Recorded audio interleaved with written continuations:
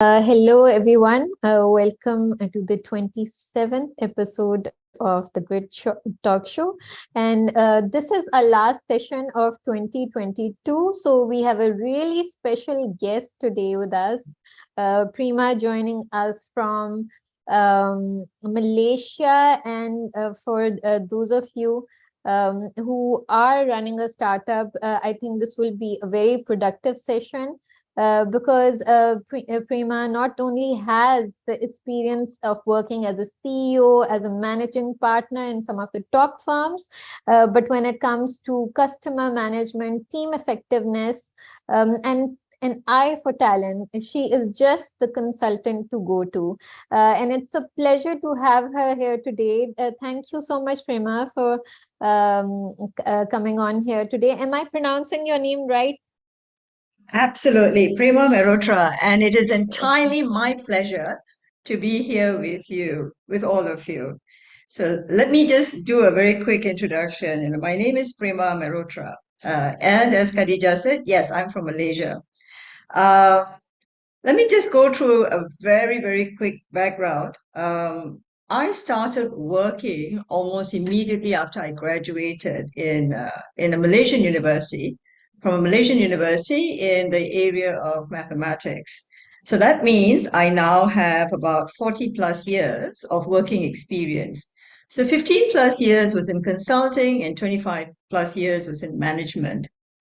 In hindsight now, I reckon if you have both sides of the fence and you've got some exposure, it really puts you in good stead as the years, go by.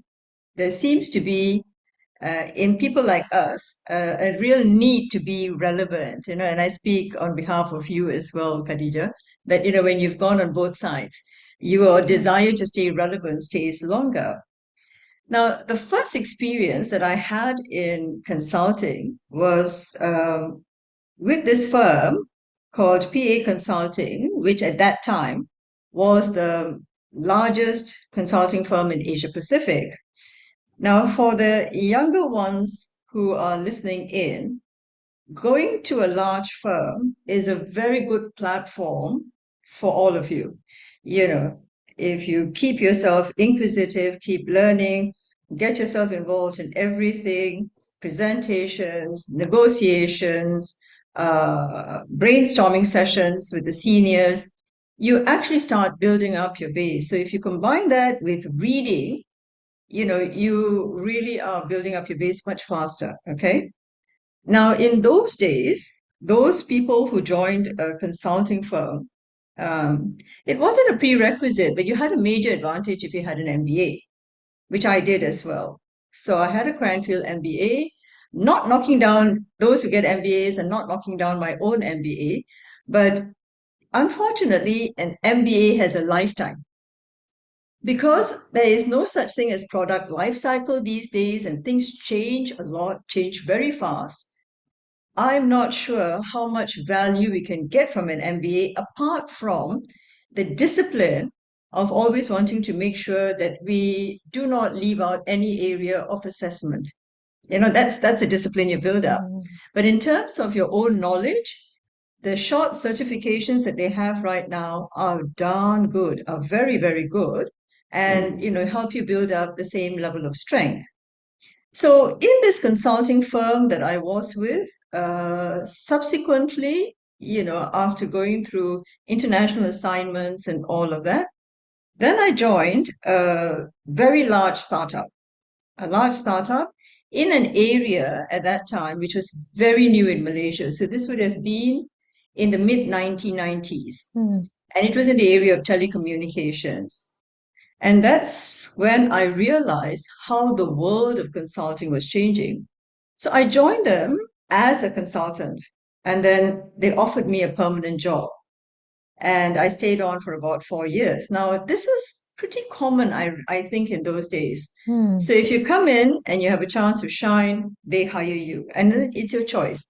Do you want to Mm. stay on in a large firm or continue with consulting? I became a member of the large firm simply because it was a startup. Mm. Now, you can recognize, honestly, the consulting qualities in you if you get excited about being in a startup, not everyone does.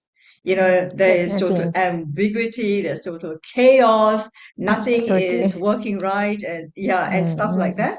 And so you are looking for methods and procedures. It doesn't work that way. You set up mm, everything yourself. And then the next day, 50% of whatever you do, could have completely gone wrong, and then you start all over again. mm, But if you're the sort of person who just mm, picks yourself up very quickly, then mm, consulting is for you. You don't get bothered by the fact that you have failures.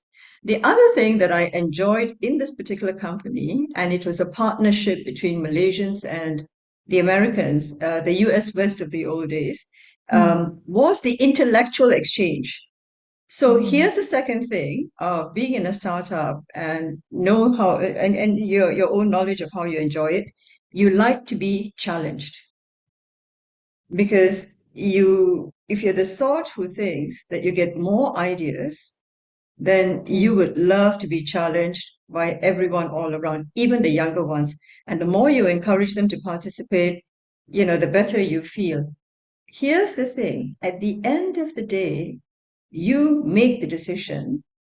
And you don't you incorporate whatever people have said, but the final decision is yours. And mm, sometimes because you've got this consulting background, pulling ideas together is that much easier. You've learned the techniques of the BCG matrix, you've learned various other techniques, project management, and you know where are the pitfalls, which part of the process is the slowest. So you identify mm, problems very quickly. mm, So that was why I stayed back in Maxis. Now, the other reason, of course, was also personal. I had two young children growing up, and that was about the only time when it was fairly necessary for me to make sure that I had a work-life balance. So this whole consulting role worked out. mm, When the responsibilities grew further and I knew I had to mm, go traveling quite a fair bit and for long mm, periods of time, then I had to make another decision and left them and joined a large SME that wanted to mm, go for listing. mm, Again, that was very, very good. It mm, was very interesting because this was a family company that was started when three friends married three sisters, a family-owned Interesting. entity. And as it grew and you realize that you were not dealing with complete professionals. You had Mm, one professional and various mm, uncles whose thinking was a little different. mm, And the challenge was, again, to bring out your own consulting skills, your own negotiation skills, to get them all together on one page mm, and educate them on what is required for a company to be listed. mm, So very, very challenging. Now, by the time I finished this assignment, uh, the children had grown, and I was able to then grow the company a little bit. But here's the thing. Here's what you learn about yourself. One of the things you have to learn is what is the area in business that excites you? Is it the mm. numbers? Is it the technicalities? Is it Absolutely. customer service? Is it managing people? Mm, Is it the strategy? mm, Is it pulling together a lot of people to be able to mm, work on projects, cross-functional projects? mm, Develop that interest, okay? And ask yourself, what is it that you want to be and what is it that you don't want to be? When I mm, first started, everybody who set up a consulting firm wanted to be an Accenture, wanted to be Bain Consulting, BCG, and mm, large groups. But that didn't resonate with me. In from mm, large firms, what happens is your fee rate is very high. mm, And you go in, if you're the sort of person like most of us are, we want to add value. mm, But when you're from a large firm, the billings are important. So they get in all their team to go in to do even simple things like data crunching, etc., analysis, which really you don't need to have from the consulting firm. So some of mm, those practices were not quite my cup of tea. It could be yours, nothing wrong with mm, that, but mm, it wasn't mine. So I knew that I didn't want to go large. I knew that I wanted it to be a completely value-added performance, completely value-added. That means every day that I was there was a difference that was being made. I also knew by then that I wanted to develop people. I also knew then that I didn't have all the answers. When you first graduate, let's be very clear here. You actually think you know all the answers, that you are the answer to every organization's problem. And as you grow older and you get more experience, you realize you don't have all the answers. So that's when I decided, okay, we would work in a collaborative manner, which means I would seek out other consulting firms for whatever the client wanted, and we'd farm out the work. Now, it's a wonderful model for small consulting firms, but at that time, it was actually a little ahead of time. It wasn't an idea that, a lot of people were exploring. And sometimes things can go wrong. So in my particular situation, I collaborated with a gentleman from Singapore, an American from Singapore, and we managed to get an assignment in a large government organization, very large government organization. So it was, wow, hey, yes, I got it, this particular assignment. And we were doing very well for 2 years. And, some warning signals came out. But because you're so excited about the organization that's working with you, the wonderful relationship you have with the organization, that you miss some of the signals, which I did. My partner wanted to charge a higher fee rate. He wanted more of his team members into the assignment. And I said, we'll talk about it, but let's not, rock the boat and all of that. So did all of those things. Subsequently, in the third year, the organization, because it's a government entity, had the practice of calling back for tender again for the same assignment, which was a normal thing. Now, my partner got very upset and literally said to the government or entity that, is somebody on the take, or, how come you're doing this to us? And, he got very upset. And in that process itself, the organization was very angry, I must say, very angry, and called off the assignment in the third year. Now, I came back from overseas the day after it happened, and there was no way I could get the assignment back. The only thing I could do was to go there and apologize and make sure that I was not ever blacklisted. So here's the thing. Something looks very good, but it means that if there are warning signals that subsequently come, which show up the whole relationship as not so great, you've got to pay attention to that. You've just got to pay attention to it. And I then stopped in this collaboration and became a little bit more specific. I somehow thought collaboration would work, especially for smaller, groups like all of us. But I had to rethink on how I was going to do this. So the next part of the story, I'm going to hand over to Khadija, because I must say to all of you that she was very much instrumental with my ideas on how to pivot. I connected with her early this year, and I must tell you all, I was completely bowled over by her plans and by her opinions on women empowerment. I mean, she's young, as all of you are, and to have such strong values, such grounded opinions and approaches, I just thought she was one in a million. So I now will ask her to share her journey with you before I take over and tell you the end of my story and where I am right now. Because I believe her story represents exactly what the changes are today from what I saw then. So handing over to you, Khadija. Thank you so much for your kind words, Prema. I think it's a bit of an exaggeration, really, because I might fit into a much smaller role like that. So basically, what I've learned through my own experiences is that especially if you're a social entrepreneur, and as you said about collaborations, let's first cover that bit. So when it comes to collaborations, I believe in the beginning, just the initial part, you should do it solo, because that way you can do a lot of things faster.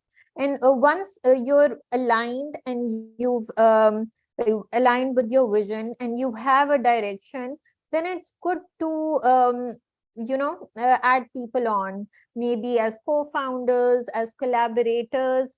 But then it's something that you know in your heart that you set the foundation on. It might take a totally different picture as the road goes on, but at least there will be some things that would be defined for anybody else as they come along to follow that as well. So besides that particular point, one thing that social entrepreneurs, as I was saying, miss out on are the financials and the financial modeling. So basically, I feel, and if you're not a commercial person, that is one area that you should be totally ready to either seek independent consultancy on, or as you said, collaborate on that particular front, because from the very start, this is important. If you're not focused on the revenue generation, if you're not focused on the finances, later on, as you move on, you will find yourself at a loss, because either you won't know how to manage the funds properly, or you will um, not have enough funds to maybe sustain yourself. So I think once you are a bit clear about what you want to do, the financial modeling, the business model, it there has to be a strong foundation of that, because if you don't, then you'll end up not making money. And if you're not making money, then it's not really business, it's just a hobby. So that's one thing I strongly feel, that the finances, they should be, the business model should be strong to begin with. Then people don't have to go about looking for funds. They would know how to bootstrap themselves up to a certain level. And then if you go for fundraising and all those things, then the investors also perceive you in a different way, because they know that you are strong, they know you have something to offer. It's not the other way around, that you're at a weak spot and you're literally begging for money. So I think that is something which is really important. um, and another thing, then I would hand back the mic to you, is that I think evaluation and reflection, after you built a strategy, you need to at least quarterly, even monthly, you need to evaluate and reflect a lot. Because if you're not doing that, you're basically like a ship in the sea without any direction or a destination. So you need to be very strategic, and you need to evaluate and reflect. Those were things, all the things that I mentioned, I hadn't been doing them. So that's why I realize their importance now. And I feel that those should be the starting points. And so, like, and now I feel that I would be focusing for 2023 more on these things than anything else, because um, those are the basic foundations for a startup or for any business at all. So back to you, Prima. Please share more about the collaborative point of view. And you said earlier that it's a good starting point to work in a bigger firm for at least 2 to 4 years.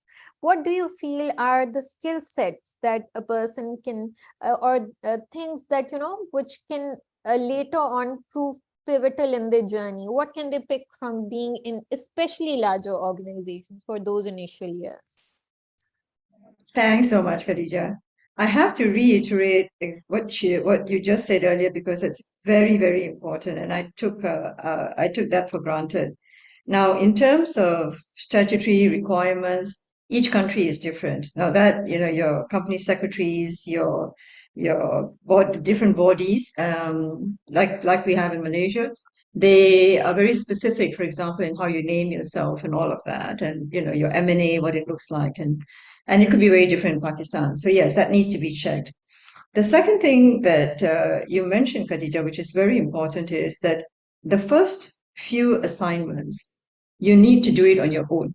Number one, to assess how you are when you are actually having to deliver something yourself, whether your strategy is right, whether the strategy makes sense, whether you've got the right billing. And at the end of it, to be very honest with yourself to see whether you're actually making any money. Now, this whole thing was not set up as a hobby, as you said. It's set up to make money, and you have to be very clear what it is that you're doing, how it is that you're delivering, and whether you're actually making money out of it. Which also means that when you're promising something to a client, you have to be very clear what that is. So for both parties, there cannot be any assumptions. You iron out all of this. That's very, very important. Once your strategy is proven right, and the passion is growing, Khadija is also right. If you're doing something yourself, you can do it very fast because you don't have to depend on others to finish the work. Mhm. So as part of the process, you're not held back by the slowest person or the slowest part of the process. You actually can get it done. However, it means that you will not grow. Your growth is very stagnant. It's very incremental, and it may not be to your satisfaction. With collaboration, after I finished that assignment, or at the end of that, the last assignment that I had a family member who approached me and told me that he was starting up. So this was a small startup. And I went in and worked as COO, CEO. And during this assignment, I actually had a fantastic perspective of how the young people work, and reevaluated all the considerations that I had from the past. Now, if you are around my age, if you're in your sixth decade or fifth decade, I would urge all of you to perhaps not throw away the past, but put that aside and see how the present actually, functions and where the past can come in, rather than bring the past into the present. So focus on today That's very important. and Yes. and bring the past in where it works. The past for me, where it worked with the collaboration that I'm doing, is the communication skills that you pick up as a consultant. That probably will set you aside in a very big way. Now, one of the first things that I did when we started collaborating was I realized that I didn't want to go for big venture capitalists or large people who could pump in large amounts of money. And COVID taught me that. You see, you want to have someone who is with you all the way. So when things go right or when things go wrong, that person stays with you. So in this year, in setting myself up, I completed my CEO position after 13 years in the position. Finally, managed to get a successor for my position, and decided, okay, after my garden leave is over, I was going to set up the consulting collaboration. And I am now just documenting the journey as I am building up the practice and bringing all the experience that I've had. There is a gentleman on LinkedIn, if all of you are on LinkedIn. His name is Eric Siu. I will forward the name to Khadija. You can look him up. He has a very, very interesting story, and I was able to touch base with him, connect with him, have a few communication sessions with him. And I was also, enjoyed all the stuff that he used to write about, especially in his articles. He has written something wonderful, actually. He's written a series of about 8 articles on his journey with this group that he has set up called Chububs. Now, he's actually a medical doctor, a doctor come web designer, marketing, Oh, a whole range of activities. And he started out on his own uh, and realized exactly like what you said, that he is able to do it fast, but there is no growth. And to have growth, you have to find, partners. So there are two parts to this. One is finding partners, and the other deciding people to hire. Now, the partners, uh, the gist of what he talks about is in the value system. Now, these partners that he had were all professionals, were both professionals, and turned solopreneurs later on in their life. Okay. Uh, Interestingly enough, he worked with one on an event or on a project that didn't actually take off, and worked with the other on presentation. Not a very big thing, but when he decided that he was going to grow the business and approached both of them, one that wasn't successful, one that wasn't too much. By that time, they all had understood each other's value system, and the two professionals just said yes to him. So now they have a big part in the company. And the company grew. So the lady was able to bring in clients, the gentleman was able to do presentations, and Eric himself, as the CEO, did the work. Okay, going out there. They did well enough to start hiring people. Okay, and here's the best part in his team. He has Gen Z and right Mm, up to a guy who is in his 60s and a grandpa. mm, They don't have an office setup, but work gets done. There is a level of communication and trust in the entire system that he has formed, in how he collaborates with his partners and how he collaborates with his team.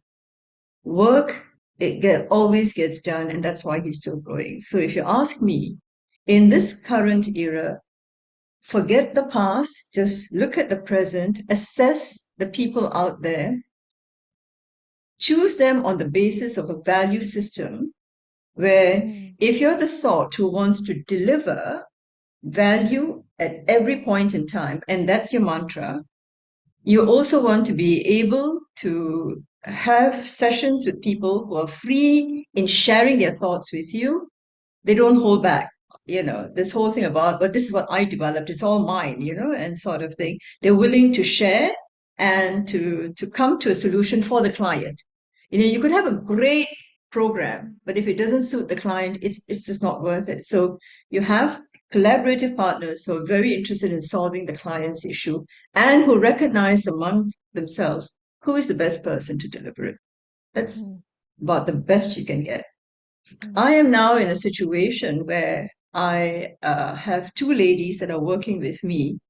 Three of us have the same value system, and we have different, skill sets. One of them is very strong in HR. She's absolutely fantastic in the way she gets people to understand why HR is the mm. second most important asset, if you like, in a company after cash. It is, and we Yes, never pay definitely, attention to it. definitely. Especially The other startups lady, don't. yeah, especially Because they startups. feel that, yes, just to add a little over here, because they do feel that their resources will be tied up, but what they do not realize is that a good resources will get you much faster where you want to be. Absolutely, absolutely. So she does that very well, and she approaches everything from a pragmatic viewpoint that no one is right and no one is wrong. Easier said than done because there are many HR people who take the side of management, and pay lip service to the employee. So when we found her, I think both of us were very, very taken aback by her balanced viewpoint. The other lady used to work in IT quite a fair bit. She was a CIO and she was very strong in sales.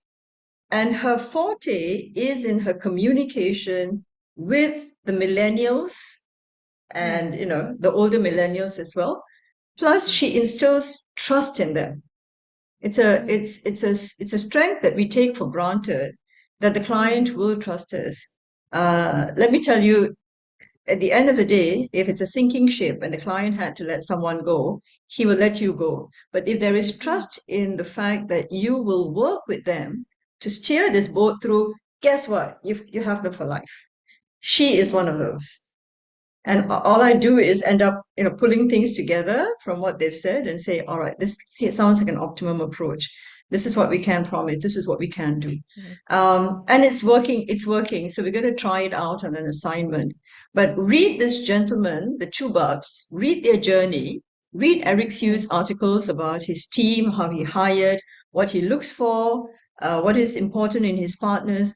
And I think you'll get a feel for how the next 10 years will evolve in terms of collaboration in consulting. And mind you, it's not just management consulting anymore. You know what I mean? You've got so many different types of consulting, mm, and they are all very exciting.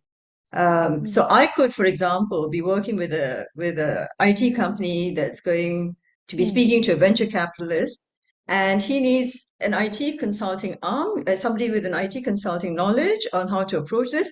Plus, how do I get the people not to be so fearful that there are changes happening in the company? You know what I mean? mm, So there's mm, many areas. mm. I tell you, just go out there, find somebody with the same value system, and it will work. It will definitely work. Yes. So thank you so much, Prema, for being here and sharing your insights. I think the key takeaways for me today are that a value system, having a value system in place is really important. And then building a relationship based on trust. That way you can work remotely as well. And there's another gentleman that I know, I won't be disclosing the name.